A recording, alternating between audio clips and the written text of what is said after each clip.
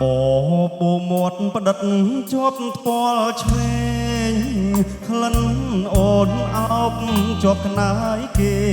ឲ្យបងវងវែងគេនឹកស្រមៃពលអើយពលមាននិស័យមិនគួរណាថ្លៃឃ្លាតឆ្ងាយពីលាសាបងពេលនេះឃ្លាតកាយឆ្ងាយទៅទាំងក្លិនស្នេហ៍យើងប្រៀបដូចសូបិនស្រណោះខ្លែកក្លិនទើបបានស្គាល់ម្ដងមិនគួរកម្មឲ្យព្រាត់នួនល្អស្រណោះបងកងយល់តែលំអងក្លិនស្រីបងយំសួរគូកមិនព្រមឆ្លើយបងស្រែកសួរក្នាយមិនចេញស្ដីបងផ្ដាំតាមចោក្រែងបាន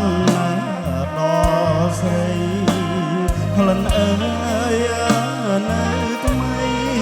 ឲ្យបងស្រណោតើអូនដឹងទេថាបងនឹកស្រីសូបិនរៀងរាល់រាត្រីអនុស្សាវរីយ៍នៅថ្មីស្រស់វិលវល់វងវែងភ្លេចអ្វីទាំងអស់មើលសែនស្រណងក្លិនរូបដែលបងធ្លាប់ស្គាល់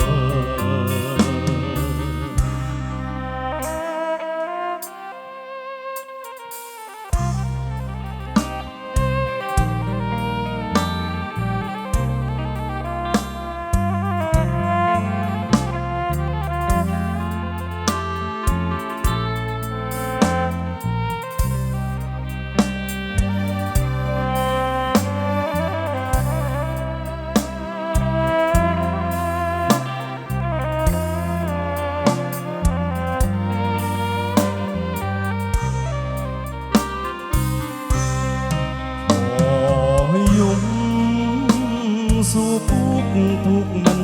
ព្រមឆ្លើយបងស្រែកសួរក្នាយមិនចេញស្ដីបងផ្ដាំតាមខ្យល់ក្រែងបានដល់ស្រីក្លិនអើយនៅថ្មីឲ្យបងស្រណោតើអូនដឹងទេថាបងនឹកស្រីសូបិនរៀងរាល់រាត្រីអនុស្សាវរីយ៍នៅថ្មីស្រស់វល់វងវែងភ្លេចអ្វីទាំងអស់មើលសែនស្រណងក្លិនរូបដែលបង